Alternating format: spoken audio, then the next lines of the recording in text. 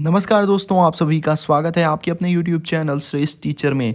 आज इस वीडियो में हम दोस्तों आप सभी को EMRS टीयर 2 के एग्ज़ाम का पैटर्न कैसा होगा, माइनस मार्किंग है या नहीं, MCQ बेस्ड क्वेश्चन में माइनस मार्किंग है या नहीं, डिस्क्रिप्टिव क्वेश्चन का आंसर राइटिंग कैसे करना है, ये सब हम इसी वीडियो में आपसे डिस्कस करने वाले हैं।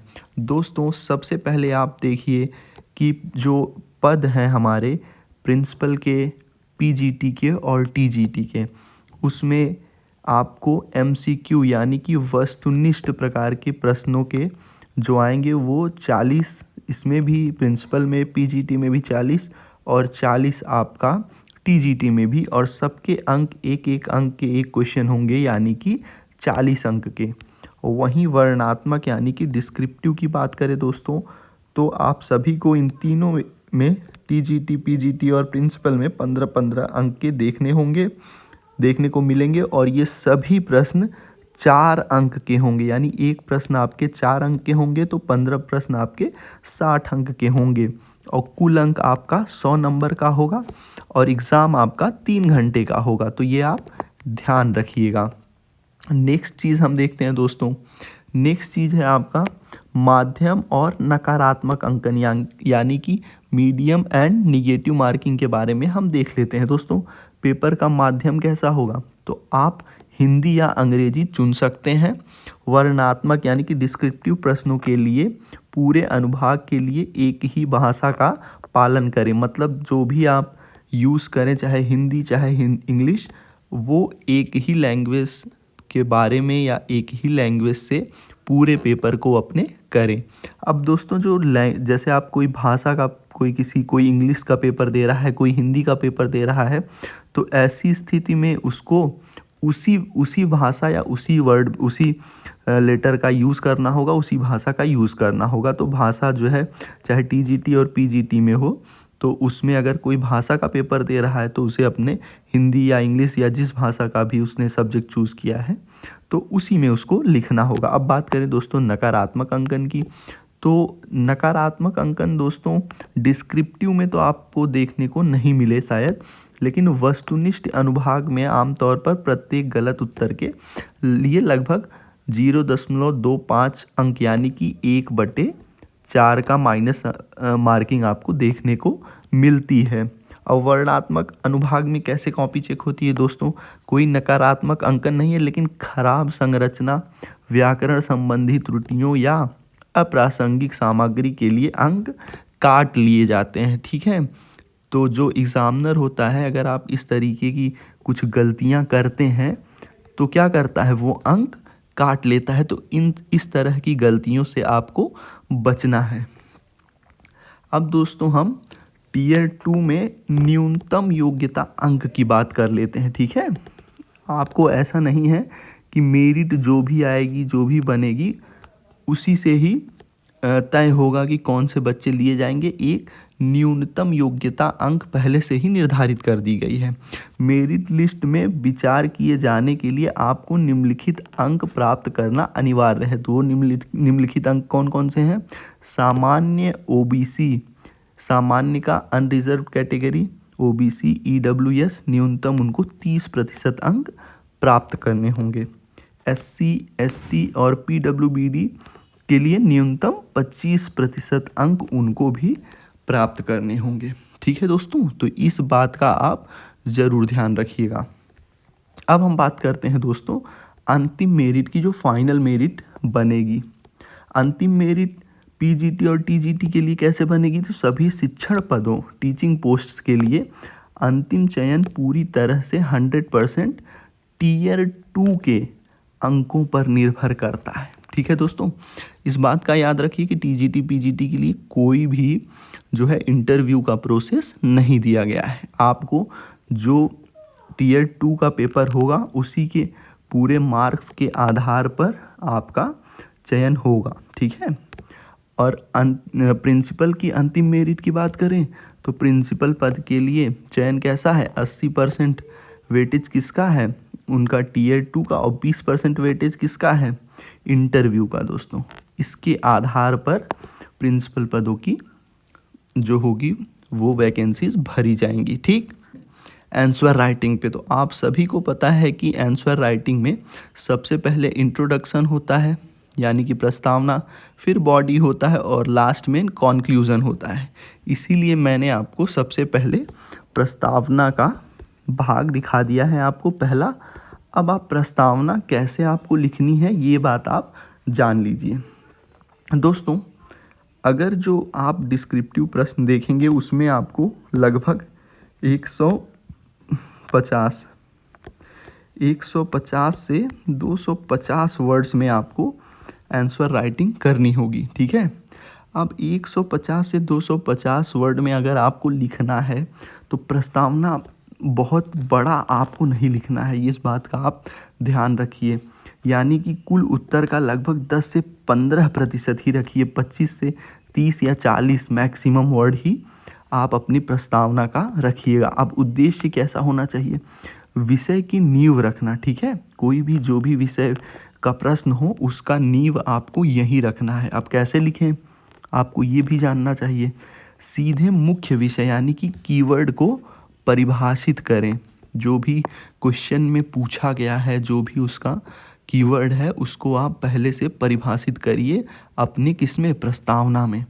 विषय की वर्तमान प्रासंगिकता का महत्व बता दीजिए। अगर कोई मान लीजिए करंट रिलेटेड क्वेश्चन है या किसी भी चीज़ पे वर्तमान प्रासंगिकता का कोई महत्व है तो उसको वहाँ पे आप मेंशन कर दीजिए।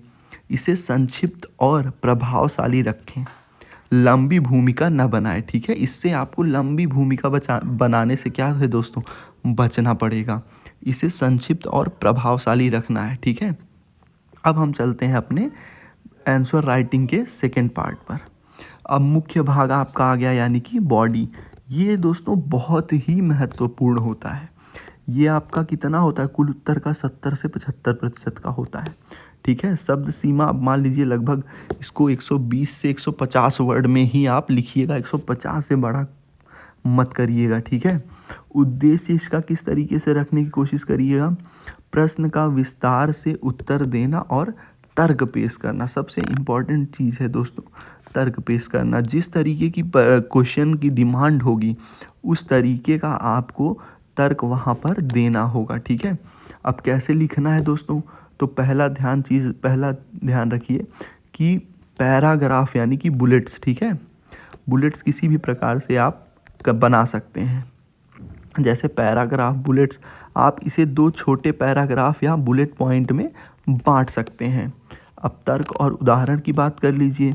अपने दावों के समर्थन में छोटे उदाहरण, आंकड़े या तथ्य यानी कि फैक्ट्स शामिल करें। ठीक है, जो आप बात लिख रहे हैं, जो आप बात बता रहे हैं उसके बारे में उदाहरण, और उदाहरण में चाहे तो आंकड़े या तथ्य यानी कि फैक्ट्स आपको शामिल करना चाहिए।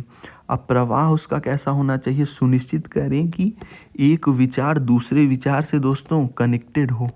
ठीक है, जुड़े हुए हों, इंटरलिंक्ड कनेक्शन रहेगा एक दूसरे का, तभी आपका जो आंसर राइटिंग होगा ना वो एक अलग दिखेगा। मुख्य शब्द अब यानी कि कीवर्ड्स पे बात करें दोस्तों, महत्वपूर्ण शब्दों को अंडरलाइन रेखांकित करें ताकि वे तुरंत दिखाई दें। अगर आपके पास समय है तो आप ये काम कर सकते हैं। अगर आप आंसर राइटिंग की प्रैक्टिस अच्छी कर लेते हैं तो ये चीज़ आप लिखते समय ही आप कर लेंगे। जो उसका महत्वपूर्ण कीवर्ड होगा आप उसके नीचे अंडरलाइन कर सकते हैं। ठीक, अब हम अपने लास्ट सेक्शन यानी कि निष्कर्ष पर चलते हैं, जो कि किसी आंसर राइटिंग का ये भी बहुत ही महत्वपूर्ण भूमिका निभाता है कि आपका आंसर कितना ज़्यादा एक जो है जो आपका इवैल्यूएशन करेगा उस पर कितना महत्वपूर्ण अपनी छाप छोड़ता है। ठीक है, अब इसमें देख लीजिए कि शब्द सीमा लगभग इसमें भी आप 25 से 40 रखिए, कुल उत्तर का 10 से 15% ही रखिएगा। उद्देश्य दोस्तों, अब उत्तर को एक संतुलित और सकारात्मक अंक देना। ठीक, उद्देश्य ये आपका होना चाहिए। कैसे लिखें, पूरे उत्तर का संक्षिप्त निचोड़ यहाँ पर लिख सकते हैं। ठीक है, और भविष्योन्मुखी यानी कि फॉरवर्ड लुकिंग या सकारात्मक दृष्टिकोण अपनाएं। ठीक है, आपको हमेशा सकारात्मक दृष्टिकोण ही अपनाना है चाहे कैसा भी प्रश्न हो। निष्कर्ष में कभी भी कोई नया तर्क या जानकारी न जोड़ें। यहाँ नया तर्क या जानकारी का मतलब है दोस्तों कि आप ऊपर बॉडी और इंट्रोडक्शन में बात कुछ और कर रहे थे और इनसे हटकर आप यहाँ कॉन्क्लूज़न में कुछ और जोड़ रहे हैं। इसका मतलब आप समझिए ध्यान से, यहाँ जिस चीज़ की बात हो रही थी उसी डायरेक्शन में आपको यहाँ पे भी चलना है, बल्कि उनको समेट कर पूरी बात को कम से कम उसमें आपको सटीकता से रखनी है। ठीक, ऐसा नहीं कि आप यहाँ कुछ और कह रहे हैं और यहाँ आके आप कुछ और बता रहे हैं। ठीक, निष्कर्ष में कभी भी कोई नया तर्क या नई जानकारी आपको जोड़ने से क्या है दोस्तों, बचना चाहिए। ठीक है, ये आपका तीनों कंप्लीट हो गया।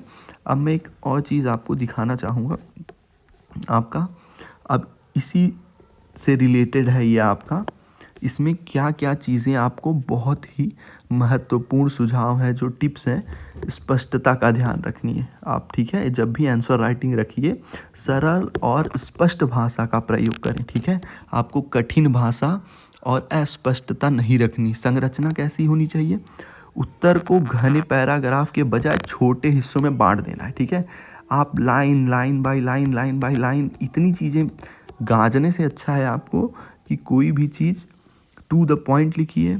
एक पॉइंट हो गया आपका, फिर दूसरा पॉइंट उसके बारे में बताइए। ठीक, एक ही पैराग्राफ से, बहुत बड़ा पैराग्राफ से आपको बचना है। प्रासंगिकता कैसे रखनी है, केवल वही लिखें जो पूछा गया है। ठीक है, शब्द सीमा बढ़ाने के लिए फालतू जानकारी आपको नहीं देनी है। अब प्रस्तुति कैसी होनी चाहिए, साफ लिखावट, हेडिंग्स का प्रयोग करें। ठीक है, आपको साफ लिखावट रखनी है और हेडिंग्स का भी आपको भरपूर प्रयोग करना है। दोस्तों, उम्मीद है कि आप जो EMRS एग्ज़ाम टियर 2 देने जा रहे हैं उसके लिए यह वीडियो बहुत ही हेल्पफुल होगा। इवन आपका KVS और NVS जो है उसका भी टियर 2 जब भी रिज़ल्ट आ जाएगा तो उसका भी होगा और उसके लिए भी यह वीडियो बहुत ही महत्वपूर्ण होगा। दोस्तों, अगर अभी तक आपने हमारे चैनल को सब्सक्राइब नहीं किया है तो प्लीज़ चैनल को सब्सक्राइब कर लें। और हाँ दोस्तों, बहुत सारे ऐसे स्टूडेंट हैं जो कमेंट और लाइक कर किए बगैर ही इस वीडियो से चले जाते हैं, तो प्लीज़ आप अपने सुझाव ज़रूर दें, वीडियो को लाइक करें। वीडियो देखने के लिए आप सभी का धन्यवाद।